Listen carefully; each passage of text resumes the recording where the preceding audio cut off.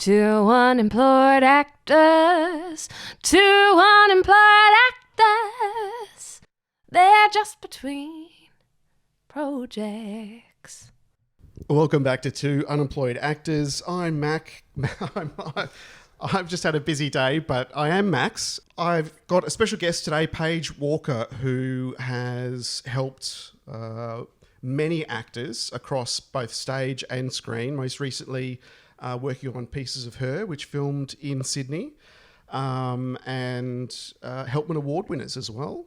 Yes. In the past, some lofty talent. Well, you know. And then other actors like myself. So welcome to the show, Paige Walker. It's Thank so nice to have you here. It's so good to be here, honestly. It's such an important topic, American accent. I mean, for Australian actors, there's obviously a lot of work, particularly when the pandemic was in full swing. We were one of the few countries with an industry that was actually working. Yeah, it was pretty incredible. There was right before we went into our big lockdown in October. I mean, there was so much U.S. production over here because, like you say, we were one of the only places that you could come. So many places. All of Australia, they were building new studios. Yeah. I heard there's another one coming up in Cairns. Russell Crowe's put his bid in for Coffs Harbour. Yep. And yeah, they're all booked solid. Yep. So it's great. But of course, for local talent, it means making sure that you've got your accent up to scratch. Because I know, talking to a casting director, there's no, this person's perfect for the role. Max would be great. We just need to coach him a little on the accent. It's not, they just want you to drop straight in and go. Yeah, it's really interesting. It's been quite a journey with the accent since I started coaching here in 2000. When I first started, it was very much like, look, we want to know that eventually they'll be able to do it, or yeah. But now it's like you say, they're like, no, it's got to be spot on. There's so much perfect competition. Yep. Someone mentioned to me Clickbait, which was filmed in Melbourne. Yeah. They had to do all the ADR again in LA because the accents were sort of dropping in and out or something. And I don't actually know who the coach was on that, but yeah, I watched that not too long ago. I mean, whether it's the streamers or the studios, it's great to see the productions in Australia. And they're massive. Yeah. They are such huge brands. Oh I know, right? God. I know, it's intense. Yeah. It's daunting, but it's great for even in crew, positions to have the experience of VFX, all those sort of add-ons. It's great. Can we take a step back? How did you actually get started as a dialect coach? So I went to a performing arts school when I was in 8th grade, so 13. And my major at the time was voice. Picked up music theater, then went to college for theater. And part of my 2 years out of my 4 years of the program was dialect and good speech. So I started actually teaching my senior year at the performing arts school that was near my college. Okay. And then when I moved to New York, which I did right after college, it wasn't my focus for being in New York was really to do theater. So I didn't do a lot of dialect coaching then. Right. It was kind of a periphery sort of interest. So you didn't realize then just how big of a role it's going to be. Exactly. But then when I moved here in 2000 to Australia, once again, the US dollar was, I think, it's like 48 cents to the dollar. Yeah, it was really great value. It was insane, yeah. Yeah. So that was that was the first time I saw just huge amounts of US production happening here. And I was like, righto, let's get into this immediately and full time. So that's what I did. And it's just through the years, I've just added more and various, sort of feathers to the cap with it. That's great. And when it comes to the fundamentals of an American accent, do you have a specific process as a teacher, or is it depending on whether it's for the theatre or whether it's for film or the talents of the actor? That's an awesome question. Look, I do have a process that I like to work with, because I feel like I start everybody off with the general American accent, which is the West Coast sound, which is that,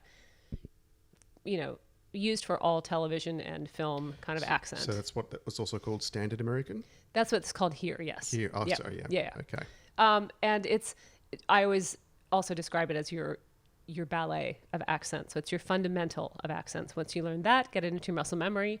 Right. Then if you need to tap off into something more specific or regional, you can do that pretty easily.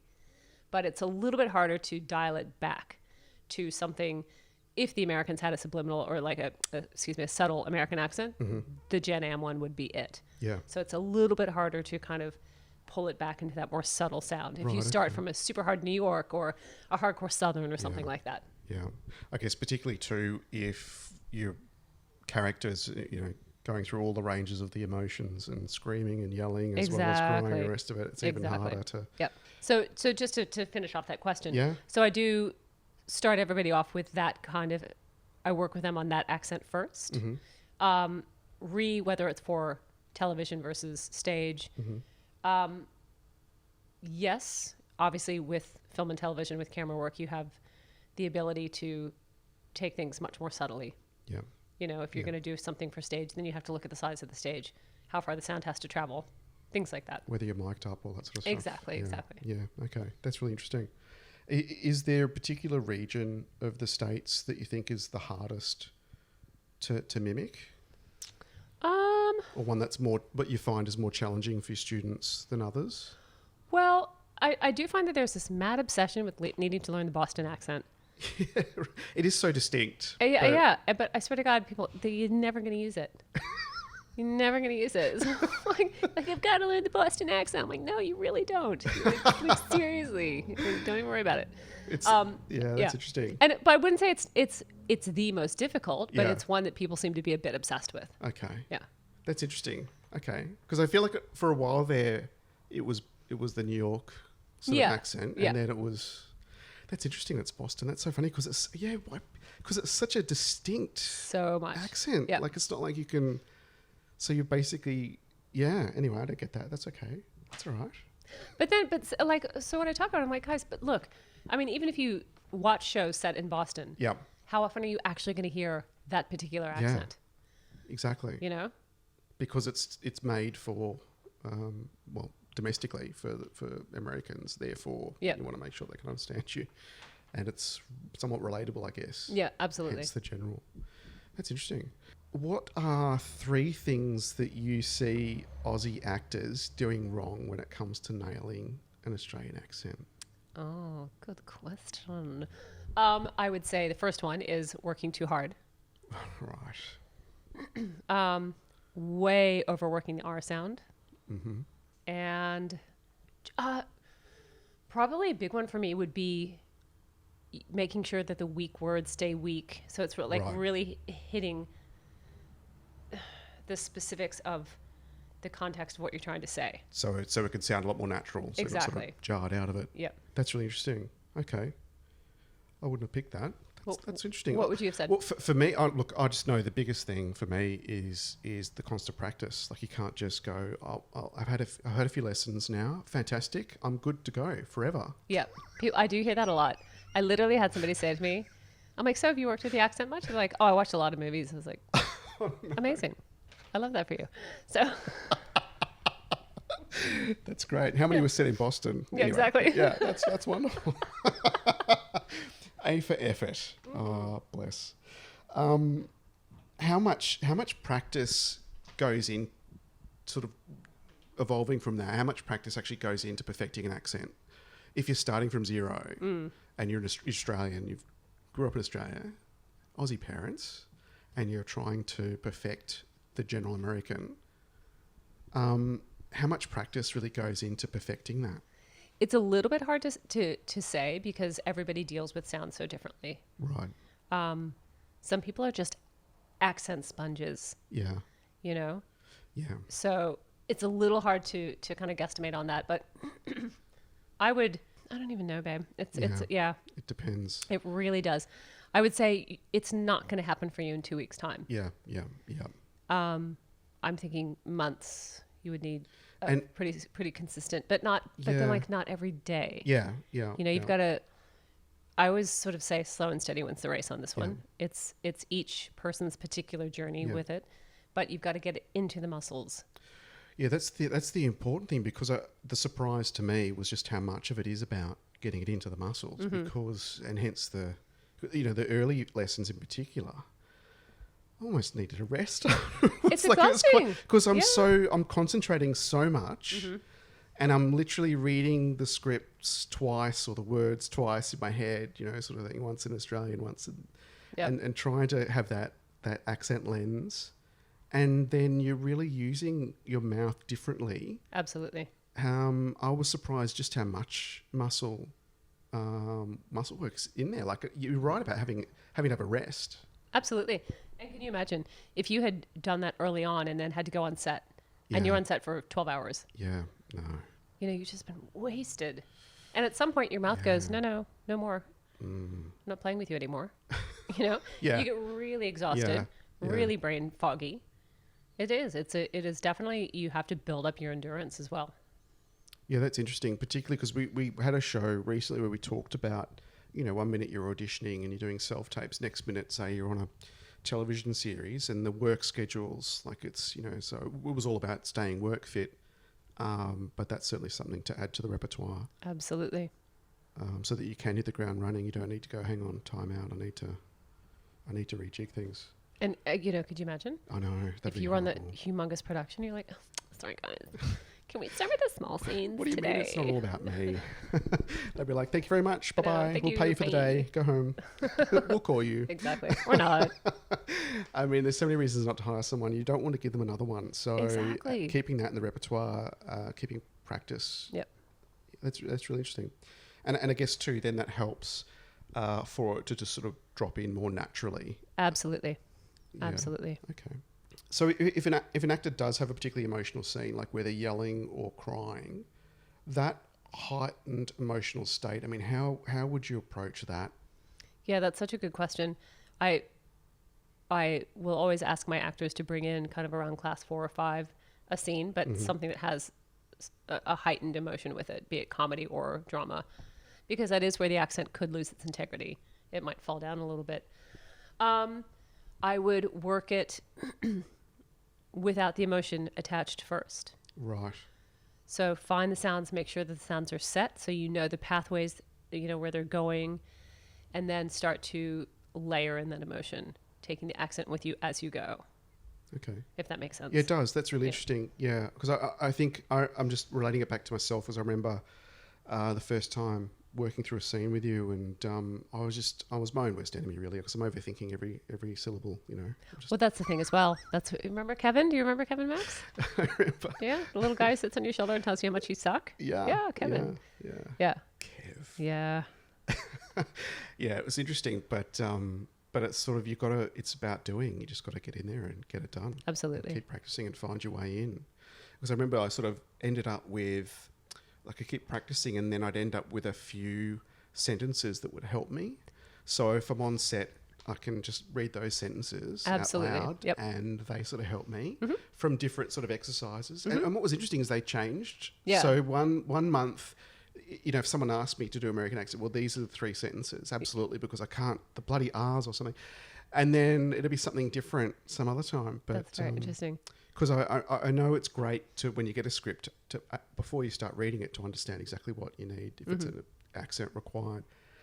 But I did turn up for an after shoot, and they said, can you do an American accent? And I'm like, yeah. And I was sort of 3/4 of the way through working with you. And, okay, let's hear it. So we went through and like, yep, great, awesome. So I'm like, brilliant, winning. It was the first moment where it all kind of landed, and I could tell Kevin to just piss off, basically, because I was starting to find my momentum. Yeah. So I've always kept like a little safety blanket, a few little sentences, so that I can sort of find it a bit easier to go back in. Yep. I'm a huge fan of key sentences, key words. 100%. Okay. What Aussie actors do you see working at the moment who are just absolutely nailing their American accent execution? Oh, man. Well, I just have to mention my darling Miss Bella Heathcote, who I just finished working with on Pieces. She killed it. Actually, it was very interesting. All the people that I got to work with on the show, I mean, some of them I worked with for literally 5 minutes. Really? Yeah, that's all the time I had to work with them. But then others like Bella, who she put so much time and effort into it. Yeah. Just fantastic. I had somebody recently say to me, they're like, I thought she was American. Love that. Yeah. That's great. That is a compliment. It's totally. Yeah. And such a testament to the work that she put in. So when you're attached to a program like that, I mean, big budget, full-on production, How early do they bring you in?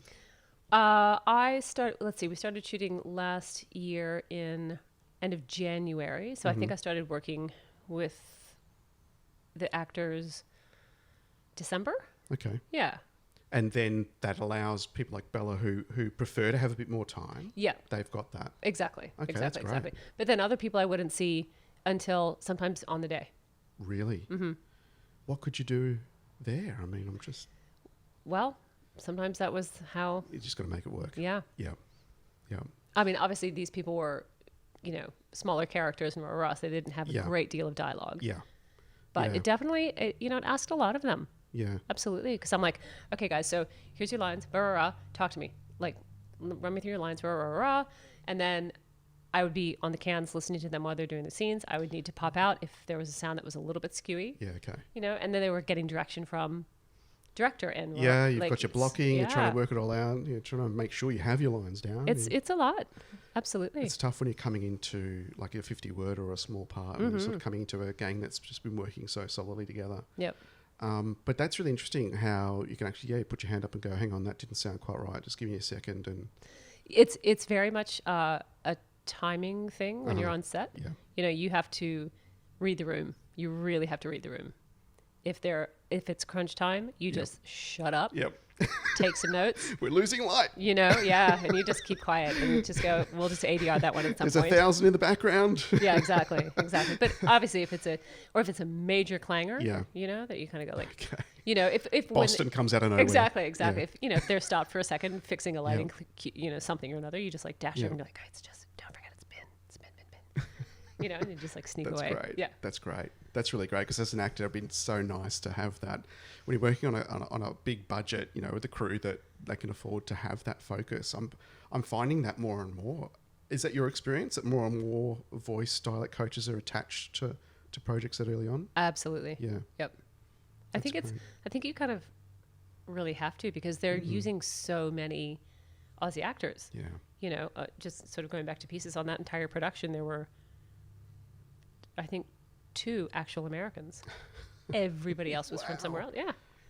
That's amazing. And talking to an earlier point, you've got to be ready to go. There's no, just give me a minute. Yeah. I'll work with you over, if you're supporting or you're bit part, you've got to make it work. That's really interesting. And so in the theatre, if you're working with an ensemble on a play, on a production, are you attached to the company or to the production or the play that usually the play because of course if it's required or not, and then if American Accent's required, then would you be in the room for rehearsals? Yep. Okay. In the room for rehearsals, in the theater for previews. Okay. In several, probably first couple shows, then I'll check back in sort of halfway through. That's awesome. I mean, as an actor, it's great to have that sort of support. Well, yeah, and that's really what I feel. I mean, I always say I'm really become the cheerleader. Yeah. I just want everybody to feel so comfortable and knowing that they can just go out there and not worry. The last thing I want people thinking about are sounds. Yeah. Yeah. And pronunciations and I just want that to be second nature at that point. Yeah. Lastly, have you ever had like a crazy sort of timeline where you've been brought into a project and they're having some issues and they really need you to, and there's only a few, or is it just coming down to moments such as on Pieces of Her where you've got 5 minutes to work with someone? It's I not that I can recall where it's just been like holy beep. Yeah. But there have been a few productions that have been brought in where I have not had a lot of time with the actors. Right. Just particularly with theater, because theaters don't have a lot of, a lot of funding behind them. So, like much smaller productions, I'll have 2 sessions for a very chunky play. Right. So I do my very best with them and give them the information that I think that they can kind of absorb or find useful or then kind of add on. At least practice to then in their own time. Yeah, and then hopefully, and I just say, look, get in touch if you need me. But Well, it's great, certainly from an actor's perspective, to have resources to yourself available to us, whether we're on, preparing for a role for the screen or for the stage. When it comes to auditions too, can you help actors with self-taping? Oh, absolutely.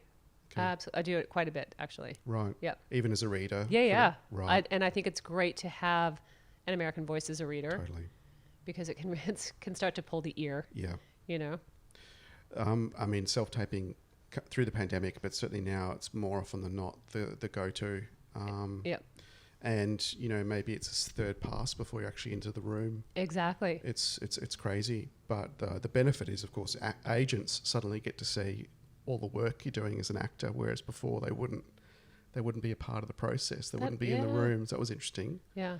Where do you see the future? Like, do you see it changing in any particular way? I mean, at the moment, Boston's the...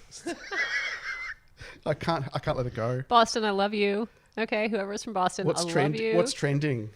Well, Max, this is what's trending in 2022. That's an awesome question. I don't know. Where do I see the... Oh, God, I don't know. I mean, hopefully you're brought on earlier and earlier in productions to help as many of the cast as possible. Yeah. From a business perspective, project perspective. But yeah, I guess it all just depends on what the projects are, I suppose. Yeah. Yeah. And it's pretty cool because I feel like, you know, all of this whole industry now is so global. Yeah. You know, which is just awesome. You know, sucky for American actors. I know, right? More competition. Yeah. But if you've got your shit together and you're in Australia at the moment, there's plenty of opportunities. So much. Yeah. So it's, you know, it used to be if you wanted to be in music theater, you had to be a triple threat. I feel like the American accent is absolutely one of those things you must have in your skill set now. Yeah. You just must. Yeah. And why wouldn't you? Why would you, you know, pull yourself out of the possibility of all of that work? Yeah. It's a huge industry, particularly locally. Absolutely. And, you know, unfortunately, the Australian market, you know, it isn't big enough to support the actors that we have, you know? So it's like, yeah, man, grab all the work that is coming over here. Do it. That's great. Yep. I think the last time I had a 50-worder, it was a while ago, a few years ago, on set for Deadly Women. And I had a moment where I was doing that whole overthinking. Kevin was big in my mind. It's like, Max, it's all going wrong. And I remember we did a Zoom catch up. Yep. I think it was the night before even, you know, just going through the lines. Yep. Just, you know, it was more for my confidence than anything else. Well, that's, you know, that's another thing that I'd love to be able to do. You know, if somebody has an audition and I've been working with them, I'm like, call me on the day. Yeah. Let's just run it on the phone super quick so I can hear it and go, you are fabulous. You're going to kill it. You know, and it is. It's because the voice is that very vulnerable space to work from, you know, and then you're going in and you have to do not only put yourself out there as an actor, put yourself out there vocally, but then now do it in another accent. It's a lot. Yeah. It's a lot to ask. Yeah, it's interesting. And of course, the more work, like most things as an actor, the more you're doing well and the more work you're doing, the less it looks like you're doing anything at all. Exactly. One of those things. Well, Paige Walker, thank you very much for your time. Really appreciate it. Lots of tips and tricks for up-and-coming actors. Absolute pleasure. It's been so nice to chat with you. You've been listening to Two Unemployed Actors. I'm Max. Make sure you follow, download, and listen. Sam and I will be back next week. Bye. Ciao. Two unemployed actors.